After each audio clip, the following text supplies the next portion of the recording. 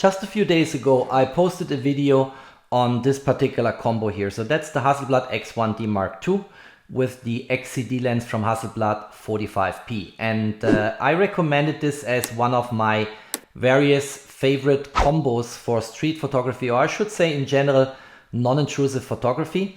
And there is one more thing I want to add to this combo, namely that it's excellent for night photography. And in order to illustrate this, in this little video here, will be a very short video, I want to show how you can do star trails with that combo here and how the footage looks like if you process it in the right way. Let's kick off the video.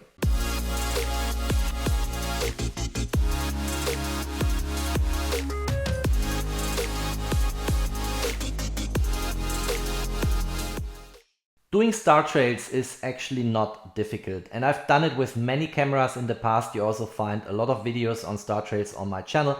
I've even done it with various smartphones, and if you know how to process it, it is actually not that difficult. And on this combo here, it's in particular easy because you have a built-in intervalometer, but there are nevertheless a few things I want to point out before we look into the footage. So let's quickly go through my settings of the camera for night sky photography here. First of all, go to fully manual mode. Do not shoot in aperture priority or shutter priority, or even worse in program mode.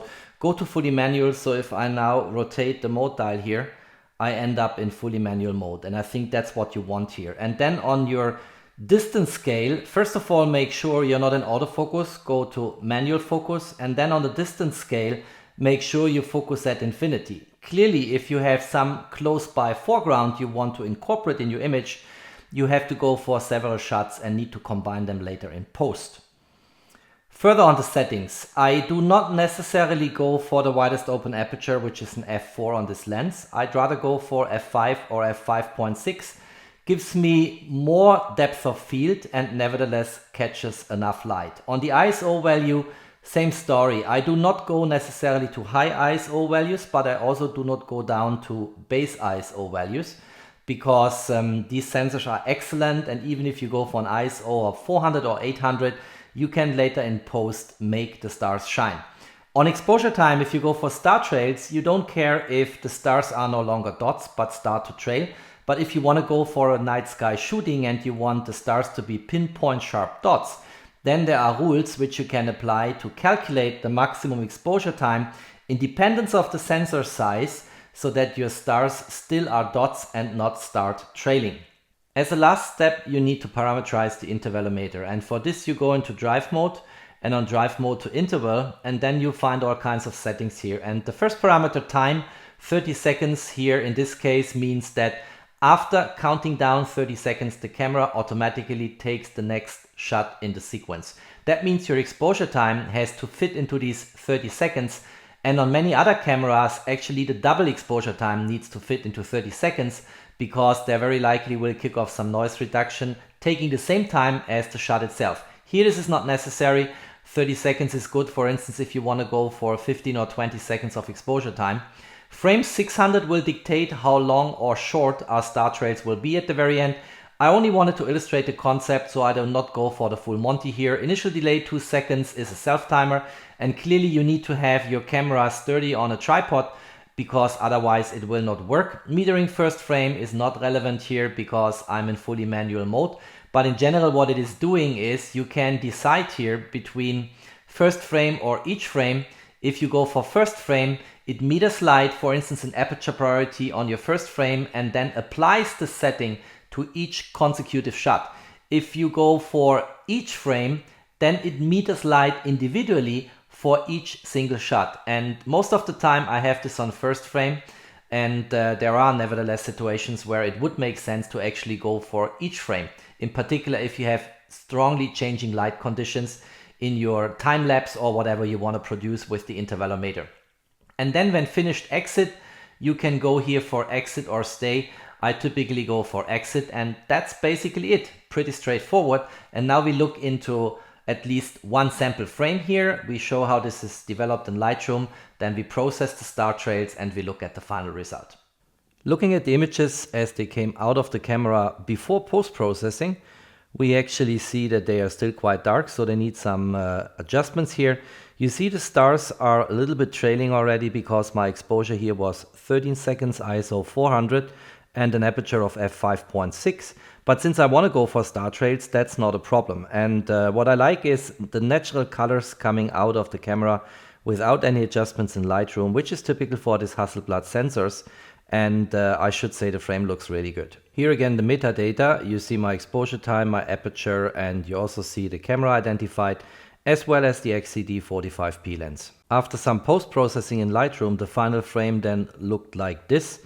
And from this now we had a lot of frames and we have to post-process them in a program which creates the star trails for us. And as a side remark, this is one of the spots I've shown many times on my channel. Is outside of Zurich, is overlooking Lake Zurich, has some buildings in the foreground and is quite nice location for these kind of shootings. The software on Mac I'm typically using for processing frames into star trails is called Star Stacks, and it's free for download. But of course the programmer or author of the software is happy for donation, which you can find with links on his website, and is a quite nice program, has been updated over the years continuously, is now compatible with macOS Big Sur, and I used the software many times in the last years for processing star trails. In the software itself, you see on the left hand side the number of frames, and on the right hand side quite some parameters to tweak. So gap filling is something I typically use. I do not use comet mode because I don't think that preserves the natural atmosphere of the frames here. And then if you want, you can actually store each step in terms of progress and create a little video how these star trails are created, which is very nice. I'm going to show this in a moment. So here I'm choosing a folder where to store the final outcome of these progressed images, and in this way create as a side product a tiny little animation of the star trails going forward. The program then really goes on the left hand side frame by frame through the images and stacks them on top of each other, and each step of progress, as just mentioned, is also stored in a folder I have chosen dedicated for this purpose.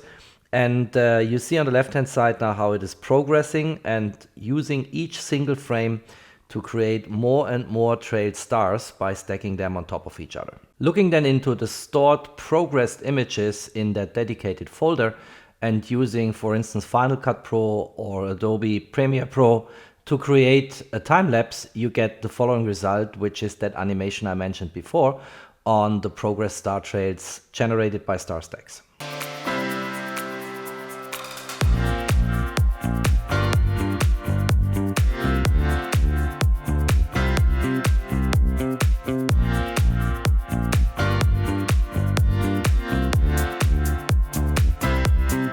Clearly, the last frame of that progressing sequence then is our final image, and here it is, and I think it looks quite nice. If you liked that video, don't forget to drop me a thumbs up.